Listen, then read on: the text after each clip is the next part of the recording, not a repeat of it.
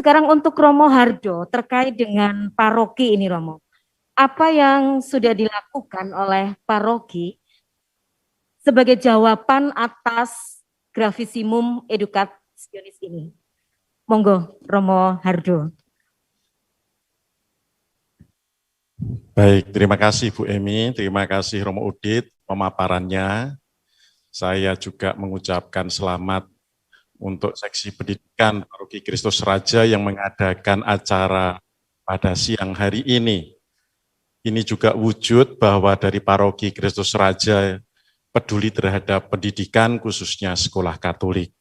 Sehingga acara ini bisa berlangsung. Juga tidak bisa dilepaskan dari peran Komsos Paroki Kristus Raja yang memfasilitasi acara siang atau pagi ini. Bapak Ibu yang ikut dalam acara talk show atau dialog pendidikan ini, perlu diketahui bahwa Paroki Kristus Raja ini kalau saya baca sejarahnya, 90 tahun merayakan ulang tahun paroki, itu selalu seiring dengan berdirinya sekolah. Sekolah yang ada di Yayasan Yohanes Gabriel di sekitar Paroki Kristus Raja ini dan Paroki Kristus Raja ini satu kesatuan dari awal mula sejarahnya dulu. Dengan demikian, berkembangnya sekolah dan berkembangnya paroki itu ya seiring, saling melengkapi, saling menyempurnakan, dan saling membutuhkan. Bahkan itu sudah Vatikan grafisimum edukasionis ini ada karena itu mulai tahun ya 20-an 9 atau 27 gitu ya. Nah, seperti itulah sekolah yang ada di sini itu tandanya bahwa bagian dari misi gereja. Lalu Paroki Kristus menindaklanjuti supaya pendidikan melalui sekolah Katolik ini menjadi sarana menghadirkan kepedulian ya paroki terhadap pentingnya pendampingan pendidikan, membantu orang tua, membantu menghadirkan ajaran iman Kristiani. Dan hari ini juga paroki juga terus-menerus mendukung melalui ya beasiswa yang nanti bisa diceritakan sedikit tentang bagaimana tiap bulan ya, paroki ini juga menganggarkan melalui dana pendidikan lewat seksi pendidikan pada keluarga-keluarga yang sekolah di sekolah Katolik, khususnya yang ada di sekitar Paroki Kristus Raja ini. Itu tandanya bahwa kita ingin bahwa pendidikan Katolik, sekolah Katolik itu mendapat suatu perhatian dari gereja, dari paroki, ya, tidak hanya kita mempunyai dokumen tapi tidak kita tidak lanjuti, tetapi kita wujudkan. Ya, ada ratusan anak yang dibantu. Ya. Luar biasa ini Romo. Provisi ini untuk Paroki Kristus Raja dalam hal ini yang sudah melaksanakan, yang sudah menjawab dari grafisimum edukasionis. Begitu ya kira-kira Romo. Ya, kita beri provisiat sekali untuk Paroki Kristus Raja. Kalau boleh Romo, ini lanjut ke Romo dulu ya Romo gitu ya. Seiring dengan apa yang sudah dilakukan paroki untuk melaksanakan GE ini, Romo. Sejauh ini kondisi umatnya sendiri bagaimana, Romo? Kalau tadi dari parokinya ya, Romo, sekarang dari kondisi umatnya, Romo. Maksudnya kondisi umat dalam hal apa itu ya? Dalam menanggapi GE ini GE, tadi, Romo. Iya. Mungkin ya istilah ini asing ya bagi umat ya, karena bahasanya juga bahasa Latin. Tetapi kalau berkaitan dengan bahwa ini ajaran gereja tentang pendidikan, saya kira umat KR atau Paroki Kristus Raja sudah terbiasa, Bu Emi ya. Karena apa? Karena di sekitar gereja ini itu dikelilingi sekolah Katolik, baik kanan, kiri, belakang, itu semuanya itu halaman paroki ini ya adalah sekolah-sekolah Katolik, mulai dari TK, SD, SMP, bahkan ada SMK miliknya suster, SMA, banyak sekolah yang ada di seputar paroki ini. Belum di daerah luar halaman paroki ini juga banyak, yang dulu semuanya lahir ya dari paroki Kristus Raja juga, karena dulu dikelola bersama antara gereja dan pendidikan, itu adalah suatu karya kerasulan. Dan itu sebenarnya umat kita, umat KR ini, itu sudah terbiasa mendengar pendidikan Katolik. Sekolah Katolik sudah terbiasa mendengar. Hanya istilah Gravissimum Educationis ini mungkin tidak familiar, tidak terbiasa dipakai. Hanya dalam harian, ya sehari-hari, dalam kenyataan, saya yakin umat sangat peduli. Nah kalau sekarang diingatkan lagi ya, semoga umat KR ini semakin mencintai kembali sekolah-sekolah Katolik yang ada di. Amin, Romo, luar biasa. Jadi sebenarnya sudah dilakukan ya, Romo, sudah tidak asing, hanya istilahnya saja yang memang di telinga itu belum cukup familiar, begitu ya, Romo. Kalau untuk Romo Udit, kira-kira kewajiban umat Katolik khusus ini, Romo ya, orang tua atas pendidikan putra-putrinya itu sebenarnya bagaimana, Romo? Ya, sebagaimana tadi dikatakan oleh dokumen Gravissimum ya, bahwa Katolik memiliki harus memiliki kesadaran bahwa mereka utama dan pertama sebagai penanggung jawab atas pendidikan anak-anak itu. Dan atas itu pula ia punya hak untuk ya memilih sekolah yang baik untuk pendidikan anaknya, dan dalam hal ini pendidikan yang nilai-nilai Katolik tadi juga memiliki nilai yang utama. Maka jangan diabaikan untuk pendidikan anak ini, terutama pendidikan dasar ya. Pendidikan Katolik di sekolah-sekolah Katolik harus menjadi pilihan yang utama. Nah, tetapi pendidikan Katolik, sekolah-sekolah Katolik juga memiliki tanggung jawab untuk memiliki bagi orang tua juga, ya, bagaimana mengkondisikan nilai-nilai Injil itu dalam sekolah sebagai sekolah yang bermutu sehingga bagi orang tua itu menjadi pilihan.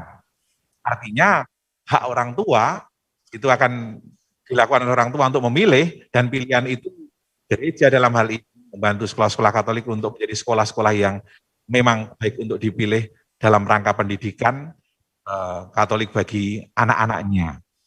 Nah, inilah kemudian yang menjadi tanggung jawab bagi orang tua, memilih sekolah yang baik dan sekolah Katolik, sekolah iman bagi anak-anaknya, karena ini penting bagi anak-anak tersebut. Ini yang dikatakan oleh GE. Gitu. Terima kasih, Romo. Jadi orang tua itu adalah utama dan pertama, begitu ya, Romo. Sehingga harus benar-benar bisa memilih sekolah Katolik terbaik yang mana yang dipilihkan untuk putra-putrinya. Terkait dengan sekolah Katolik, Romo, ini masih lanjut untuk Romo Udit begitu ya. Terkait dengan sekolah Katolik, sebenarnya ciri khas yang dimiliki sekolah Katolik itu apa ya, Romo, jika dibandingkan dengan sekolah non-Katolik? Yang pertama tadi sudah saya sampaikan apa yang dikatakan oleh GE, ya. Sekolah Katolik kekhasannya adalah sebuah komunitas yang menghadirkan nilai-nilai Injil di dalamnya, yaitu kasih, ya, kemudian kebebasan, kedisiplinan, dan sebagainya.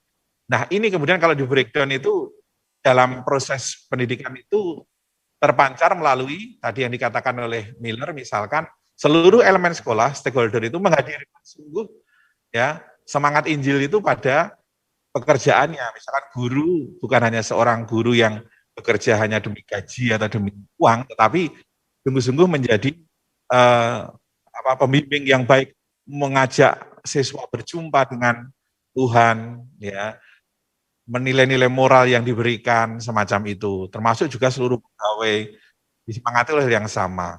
Kemudian dalam kegiatan-kegiatannya tentu harus diwarnai dengan kegiatan yang sifatnya sakramental, misalkan kegiatan-kegiatan misa. Ya, misa yang rutin diadakan oleh sekolah, itu bentuk-bentuk nyata. Bulan Rosario dimaknai dengan doa Rosario, ada pendalaman. Saya senang pada saat melihat anak-anak kita di sekolah Katolik itu masih usia SD itu sudah bisa memimpin doa Rosario. Dan saya kagum dengan lihat itu. Dan inilah sekolah memang memfasilitasi mereka berani memimpin doa, terbiasa dengan doa-doa itu, termasuk juga renungan-renungan harian. Nah, ini harus gagasan yang seperti itu yang tidak ada di tempat yang lain. Maka bagaimana mengemas ya ciri khas sekolah Katolik ini dengan baik yang memiliki nilai jual yang tidak ada di sekolah yang lain. Ya, orang tua juga banyak merasa, Romo, anak saya kok bisa memimpin doa Rosario ya, anak saya kok bisa memimpin doa makan ya. Ya, di sekolah itu berjalan.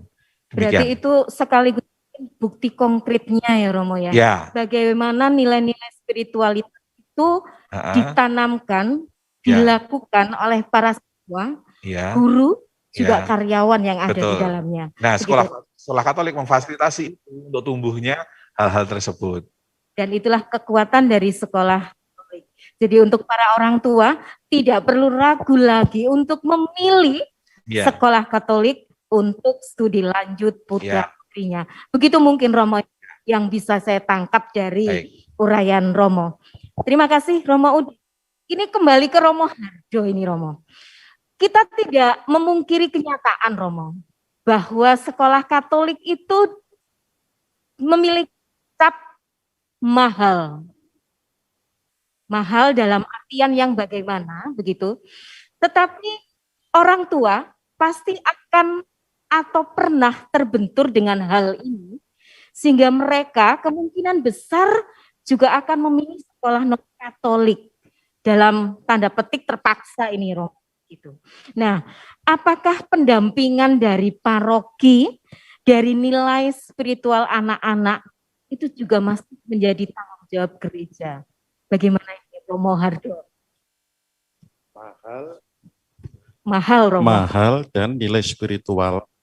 Apakah gereja masih punya tanggung jawab ini? Ya, namanya orang tua pasti kepingin anaknya mendapat pendidikan yang baik. Kalau orang tua Katolik pasti juga kepingin anaknya mendapat pendidikan Katolik yang baik.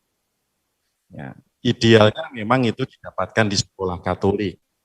Ya, sayangnya seringkali itu sekarang ini kan banyak pilihan ya. Sekolah-sekolah dulu dan sekarang beda sekali. Sekarang sekolah negeri bermunculan, kemudian sekolah swasta yang trendy juga bermunculan, sekolah Katolik kita yang usianya sudah ya tua ini atau sudah sangat lansia gitu ya. Ini juga mulai mungkin terlalu kolot gitu ya, jadi kurang bisa beradaptasi dengan situasi sekarang, sehingga kadang-kadang ini menjadi dilema. Kadang-kadang Katolik identik dengan mahal, padahal di luar sana jauh lebih mahal. Nah, tapi kadang-kadang, mohon maaf boleh menyalah, berarti mahal itu relatif begitu ya? Iya. Jadi tidak bisa dipakai acuan yang utama. Ya, tapi orang tua juga kadang mencari sekolah itu tidak diukur dari mahal atau murahnya. Bahkan ada yang mau mahal asal anaknya menjadi anak Katolik yang baik, intelektual yang baik, moral yang baik, jujur, tanggung jawab, itu mau. Dia mau walaupun itu mahal, asal beneran. Tetapi walaupun murah, tapi anaknya kemudian tidak menjadi lebih baik, ya orang tua jadi enggan. Saya beberapa kali mendapat sharing beberapa orang tua yang anaknya sekolah di sini menjadi ragu-ragu gitu loh ya. Kenapa kok kamu ragu menyekolahkan anak di sini? Sudah mahal, tapi kadang-kadang ada anak sekenakal orang tua tidak diingatkan, lalu tidak diajak berkomunikasi, sehingga kadang-kadang kita lalai untuk mengadakan suatu komunikasi antar pihak sekolah dan orang tua. Kalau tanya paroki bagaimana? Harapan paroki ya sekolah dan orang tua ini sesering mungkin berkomunikasi. Nah, kalau itu ada masalah anak, kalau anak ini tidak mengerjakan tugas, kalau anak tidak melaksanakan ya kewajiban di sekolah, orang tua diingatkan. Prinsipnya gereja itu, paroki, itu tetap ingin supaya anak-anak dari keluarga mendapat pendidikan Katolik yang baik. Baik melalui sekolah, baik melalui kegiatan di luar sekolah, intinya kita ingin mendukung itu. Jadi ini bagian dari menanamkan nilai-nilai spiritualitas Katolik, supaya kita ini mengingatkan, baik melalui keluarga, melalui paroki, melalui sekolah. Intinya marilah sebagai pribadi itu membuka hati bahwa anak kita ini generasi penerus bangsa, penerus gereja, jangan sampai pendidikan moral Katolik, Kristiani, spiritual ini dilalaikan. Terima kasih. Terima kasih banyak ini Romo Hardo memberikan wawasan bagi peserta talkshow kita siang ini. Semoga harapan yang sudah disampaikan oleh Romo Hardo sungguh-sungguh bisa diterima bahwa orang tua perlu menjalin komunikasi yang baik dengan sekolah Katolik, segala sesuatu mulai hal yang kecil begitu ya Romo ya. Sehingga ketika memilih sekolah lanjut mana untuk putra-putri saya, sudah tidak perlu ragu. Begitu Romo Udit ya kira-kira yang disampaikan Romo Hardo. Masih ada pertanyaan lanjutan ini untuk Romo Hardo. Kalau saya melihat dari data yang ada di sekolah Katolik, jumlah siswa Katolik di sekolah Katolik itu juga tidak cukup banyak kelihatannya Romo.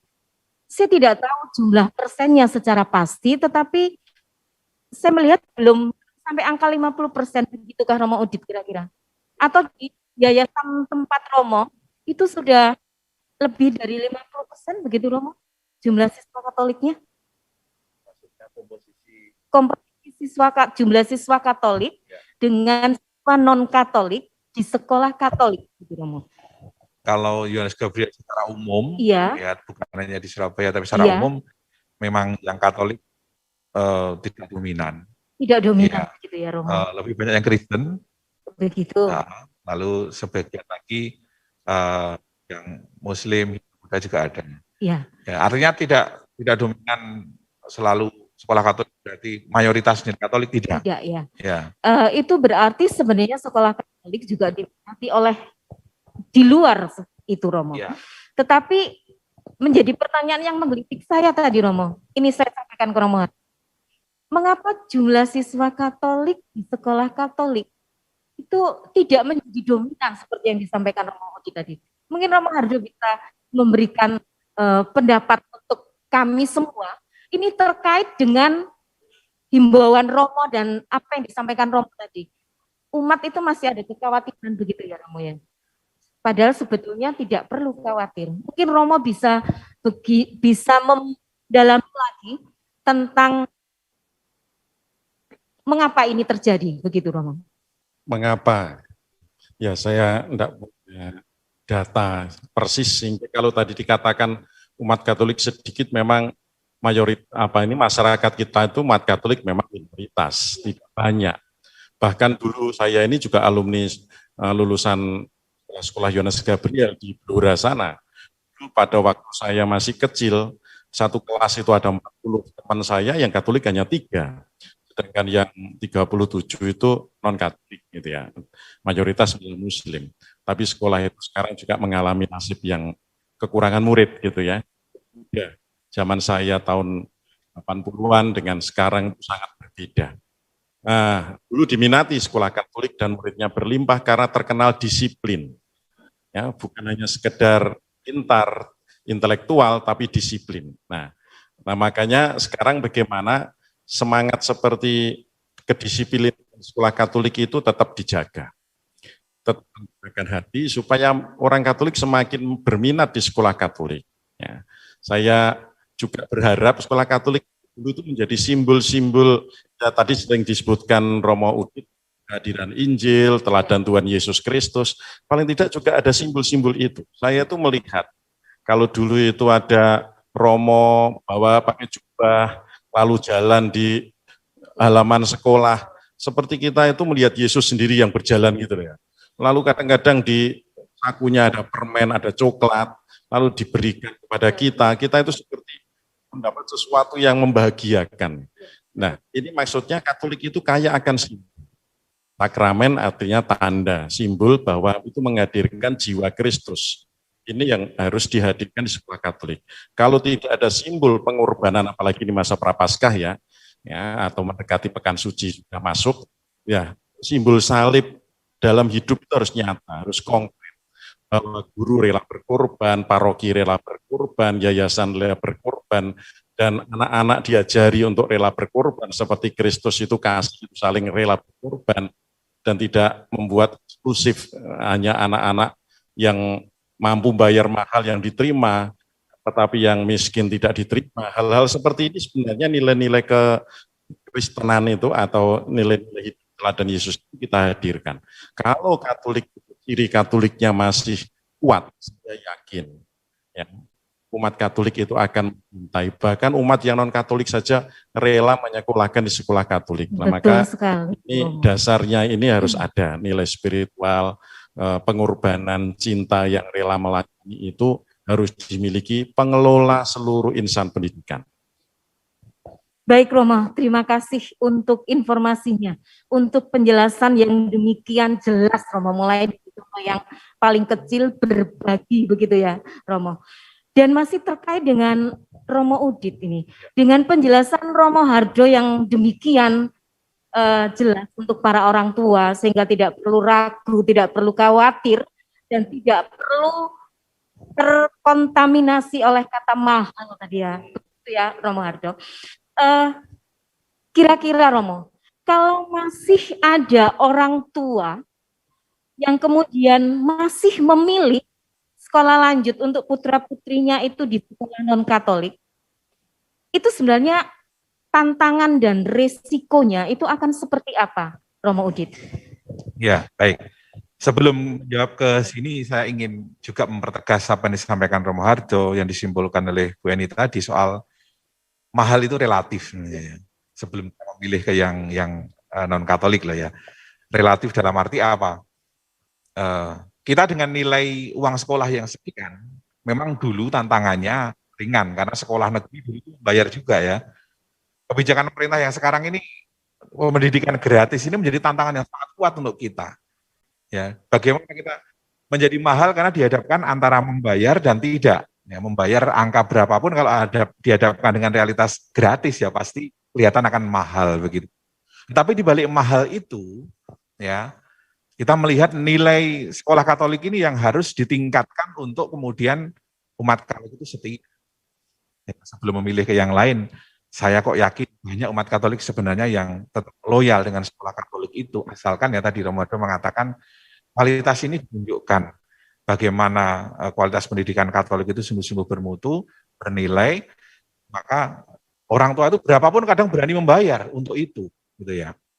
Nah, maka karena juga membayar mahal, tentu konsekuensinya nanti dengan fasilitas sekolah yang baik, kualitas guru pengajar yang baik, dan itulah yang akan berjalan ke depan.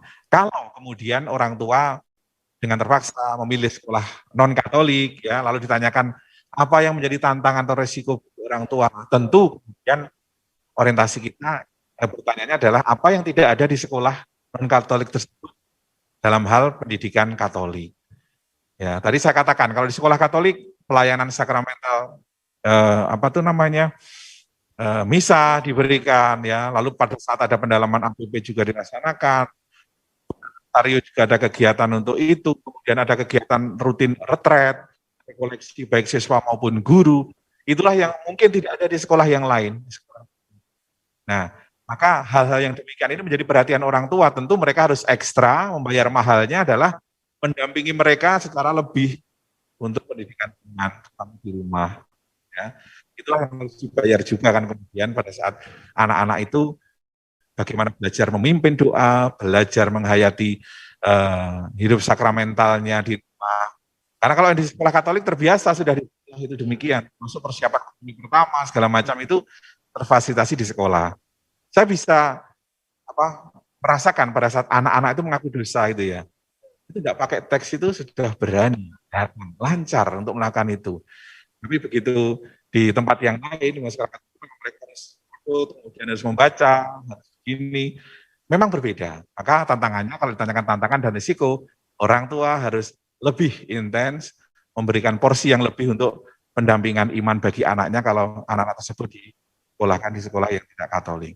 Belum lagi, ini pada soal pendidikan ya, belum lagi rekan atau pertemanan itu ya, lingkungan pertemanan itu kan berbeda. Ini lebih harus ekstra orang tua untuk menyaring, lalu juga mendampingi pada saat teman-temannya dengan Katolik itu butuh kekuatan yang lebih. Pada saat teman-teman lingkupnya di sekolah Katolik ini lebih nyaman juga untuk mereka itu membentuk komunitas iman tadi. Demikian.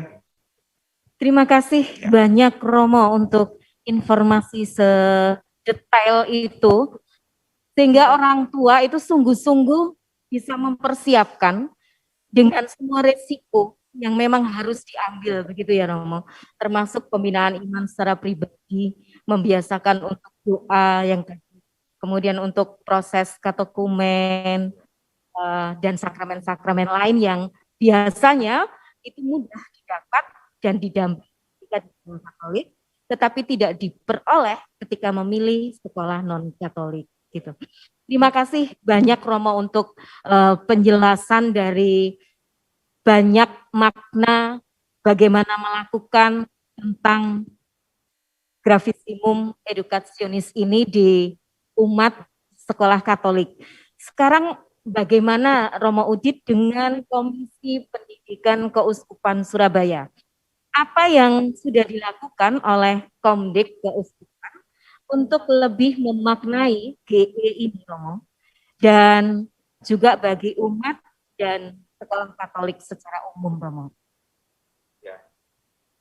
Kebetulan saya di Komisi Pendidikan Keuskupan itu baru juga, tetapi pada saat kami merumuskan bagaimana pastoral kita ke depan, kita menyadari bahwa Komisi Pendidikan Keuskupan Surabaya adalah merupakan perangkat bagi Bapak Uskup untuk membantu menganimasi pendidikan Katolik itu diterapkan diterima oleh umat di seluruh paroki, ya, di seluruh keuskupan maksudnya. Ya.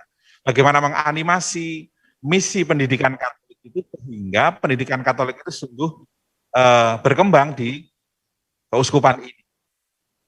Kegiatannya berupa ya ini ke paroki-paroki membantu untuk kaderisasi atau memunculkan insan-insan yang punya passion di pendidikan Katolik, lalu juga membantu untuk menganimasi bagaimana seksi pendidikan paroki itu mengembangkan kegiatan-kegiatan mereka, di mana misinya adalah agar pendidikan Katolik ini, baik di sekolah Katolik maupun yang tidak di sekolah Katolik itu, sungguh-sungguh tertanamkan di dalam diri umat Katolik itu.